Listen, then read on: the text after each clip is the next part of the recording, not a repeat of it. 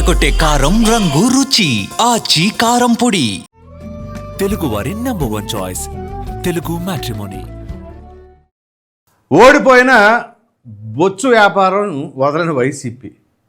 ఈ వీడియోలో కొంచెం ఈ బొచ్చు అనే పదం ఖచ్చితంగా వాడాల్సిన ఆవశ్యకత ఉంది. ఎందుకంటే వాళ్ళు వాడిన పదజాలం వలన ఆ పదం పదే పదే రిపీట్ అవుతుంది. దయచేసి అర్థం చేసుకోండి ఎందుకు ఈ పదం వాడుతున్నాను అనేది కూడా. అది కూడా నేనైతే కావాలని వాడుతున్నది కాదు.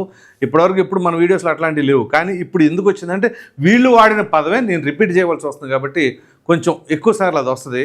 దయచేసి అర్థం చేసుకోగలరని తెలియజేస్తున్నాను. ఇక విషయానికి వచ్చేసరికి మామూలుగా అధికారంలో ఉన్నప్పుడు మాకు ఎదురు లేదు, మాకు తిరుగులేదు, మమ్మల్ని మించిన వాళ్ళు లేడు, మేము దైవాంశ సంభూతులం అనే తరహాలో వ్యవహరించినటువంటి వైసీపీ వాళ్ళు, అందులో మంత్రులుగా చేసిన వాళ్ళు, సాక్షాత్తు ముఖ్యమంత్రిగా చేసిన జగన్మోహన్ రెడ్డితో సహా ఆయనేమో నా బొచ్చు కూడా పీకలేరు అని చెప్పేసి ఆయన, ఆ తర్వాత అప్పుడు మంత్రిగా ఉన్నటువంటి మహిళ రోజా, ఆవిడ ఏంటిది జగన్ అన్న చిటికిన వేలు మీద ఎంట్రుకు కూడా పీకలేరు. ఏం చేసుకుంటారు ఎంట్రుకలు? ఈ ఎంట్రుకల వ్యాపారం మానరా మీరు? అసలు మీరు అధికారంలో ఉన్నప్పుడు ప్రజలకు ఏం చేయాలని ఆలోచిస్తారా, లేకపోతే ఈ ఎంట్రుకల భాషతోనే సరిపిస్తారా అని చెప్పేసి మనం వీడియోలో కూడా మాట్లాడుకున్నాం, ఏది 2 సంవత్సరాల క్రితం. సో ఇప్పటికీ వాళ్ళ తీరులో ఏం మారలేదండి. ఓడిపోయాం, ఎందుకు ఓడిపోయాం, మనం ఒళ్ళు దగ్గర పెట్టుకొని పరిపాలన చేయలేదు, మనల్ని ప్రజలు చేత్కరించుకున్నారు, ఎందుకు చేత్కరించుకున్నారు అన్న ఆలోచన ఎక్కడ ఏ కోశాన లేదు. ఓడిపోయి 1.5 ఏళ్ల కాలం అయినా సరే ఇప్పటికీ వాళ్ళకి ఏమాత్రం కూడా మరి దాని మీద అనాలిసిస్ చేసుకుందాం అన్న ఆలోచన కూడా లేదు. సో ఇప్పుడు ఈ ప్రస్తావన మరలా ఎందుకు వచ్చింది? సరే గెలిచినప్పుడు మనల్ని మించినోడు ఎవడు లేడని చెప్పేసి కుమ్ములు వచ్చేసి ఆ తరహాలో వ్యవహరించాం. సరే దానివల్ల ఏమైందంటే అక్కడ కాదు మీరు ఉంది ఎక్కడ అని చెప్పేసి ప్రజలు లాగి కూర్చోబెట్టారు కదా. సరే ప్రజలు మనల్ని చేత్కరించుకున్నారు అని చెప్పేసి ఒక ఆలోచన రావాలిగా, ఆ జ్ఞానం ఉండాలిగా. ఇప్పటికీ లే. ఎందుకంటే మీకు ఇప్పుడు ఒక ఉదాహరణ చూపిస్తా, ఓ మహానుభావుడిని ఒకసారి చూసి ఆ తర్వాత తరిద్దాం.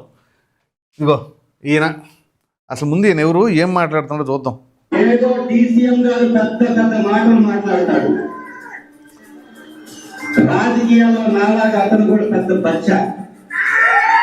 అసలు ఇతను ఎవరు? ముందు ఇతను ఎవరికైనా తెలుసా మీకు? ఇతను ఎవరైనా గుర్తుపట్టారా? తెలీదు. ఎందుకంటే ఈయన అంటున్నాడుగా ఈయన బచ్చా అని. అదే పవన్ కళ్యాణ్ ఫోటో పెట్టండి, ఏమంటారు?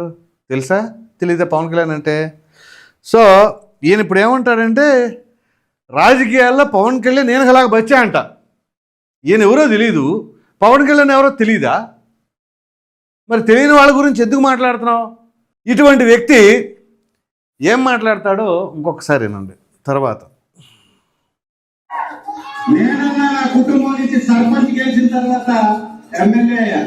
అబ్బో అది సంగతి. ఈయన ఎమ్మెల్యే అంటండి, సర్పంచ్గా గెలిచాడంట. సర్పంచ్ గెలిచాడు కాబట్టి మొదటగా ఈయన రాజకీయ రంగ ప్రవేశం నేను ఒక సర్పంచ్గా చేశాను, తర్వాత ఎమ్మెల్యే అయ్యాను అంటాడు. అంటే ఇప్పుడు పవన్ కళ్యాణ్ సర్పంచ్గా పోటీ చేయలేదు, ఏదో ఇప్పుడు గెలిచాడు అనే ఉద్దేశం ఆయన బహుశా అదే అనుకుంటా. మరి జగన్మోహన్ రెడ్డి ఎన్నిసార్లు సర్పంచులకు గెలిచాడో, రాజశేఖర రెడ్డి ఎన్నిసార్లు సర్పంచులకు గెలిచాడో, అసలు సర్పంచ్గా గెలవడానికి ఎమ్మెల్యేకి ఏమన్నా సంబంధం ఉందా? అంటే ఇప్పుడు వైసీపీలో గెలిచిన వాళ్ళందరూ సర్పంచులకు పోటీ చేసి గెలిచిన వాళ్ళేనా? ఏమో మరి. ఈయన ఇప్పుడు ఎమ్మెల్యే అంట. ఈయన ఎక్కడ ఎమ్మెల్యే తెలుసా? ఎర్రగొండపాలెం తాటిపర్తి చంద్రశేఖర్ అని ఈయన ఎమ్మెల్యే. సో మొన్న జరిగిన ఎన్నికల్లో ఈయన ఒక 3,000 ఓట్లతోనే గెలిచాడు. సరే గెలిపి అది 1 ఓటైనా 1,00,000 ఓట్లైనా గెలిపే కాబట్టి ఆ గెలుపును మనం ఏమి మాట్లాడటానికి లేదు. అయితే ఈయన ఇప్పుడు ఒక్కరోజు కూడా అసెంబ్లీకి వెళ్ళని ఎమ్మెల్యే ఒకసారి వెళ్ళాడు. ఎప్పుడు ప్రమాణ స్వీకారానికి వెళ్ళాడు. ఆ తర్వాత మరలా అసెంబ్లీ ఎలా ఉంటుందో తెలియదు ఇక. ఎందుకంటే వాళ్ళ పార్టీ తీసుకున్న నినాదం లేకపోతే ఆ విధానం, ఆ ఎజెండా ఏంటి అంటే మనం అసెంబ్లీకి వెళ్ళకూడదు. సో ఇప్పుడు ఆయనకి కొంత మరి అధ్యక్ష అని పిలిచే అవకాశం కూడా లేకుండా చేశారు వాళ్ళ నాయకుడు.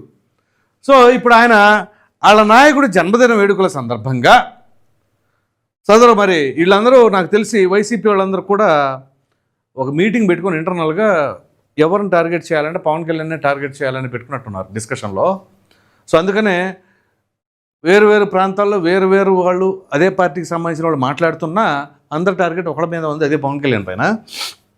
సో ఇక్కడ చూడు, ఆ చరిత్ర కూడా ఏ చరిత్ర? సర్పంచ్గా పోటీ చేసిన చరిత్ర అట. 2 సార్లు కాదు, 2 చోట్ల ఈయన ఎమ్మెల్యే. అఫ్కోర్స్ ఈయన తెలుసు, ఏంటంటే ఈయన టీవీ డిబేట్లో పార్టిసిపేట్ చేసేవాడు అప్పుడు స్పోక్స్ పర్సన్గా.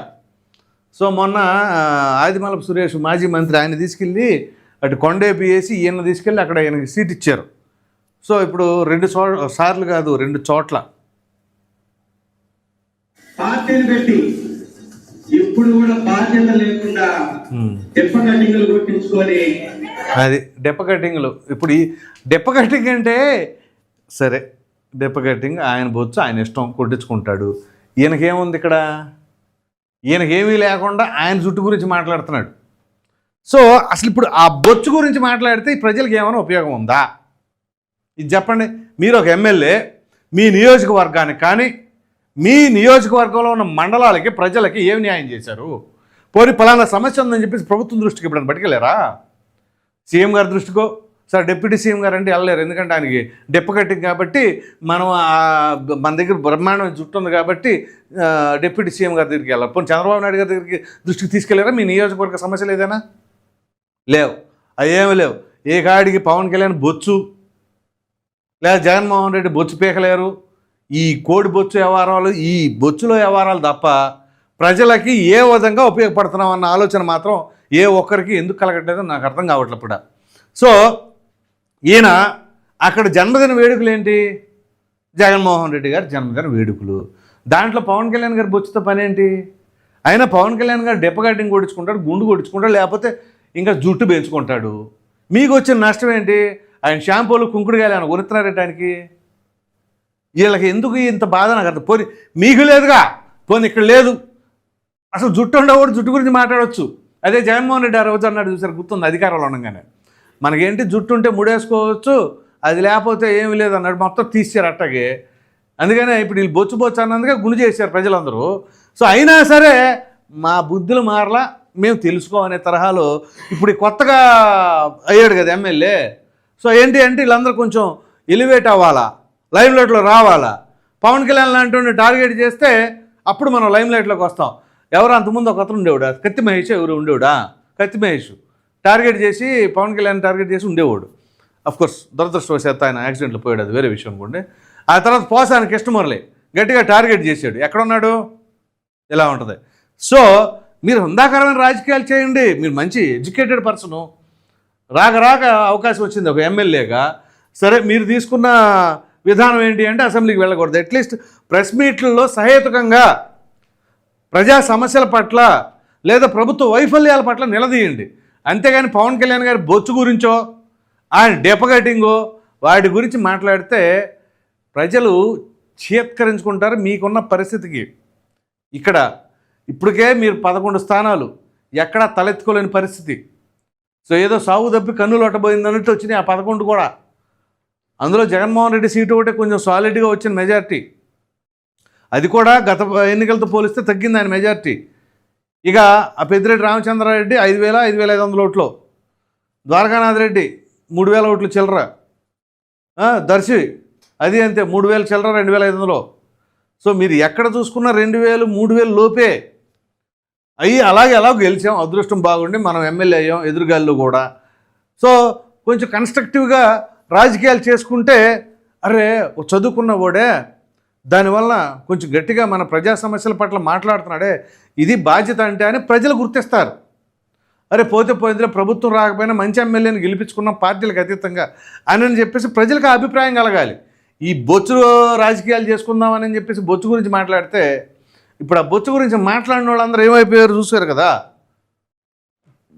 అందులో కొడాల నాని ఉన్నాడు, పేరు నాని ఉన్నాడు, రోజా, జోగి రమేష్, వీళ్ళందరూ బొచ్చు రాజకీయాలే చేశారు. వాళ్ళు ఓడిపోయారు. మీరు అప్పుడు లేరు కాబట్టి ఆ గుంపులో అప్పుడు ఉంటే మీరు కూడా అందులో కొట్టుకుపోయేవాళ్ళు. మీరు అందులో లేరు, ఆ తర్వాత వచ్చి ఇప్పుడు మీరు చేస్తున్నారు ఈ రాజకీయం.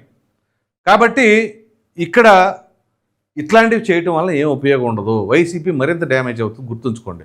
నేను పదే పదే ఈ పదం వాడానని చెప్పేసి దయచేసి అర్థం క్షమించండి.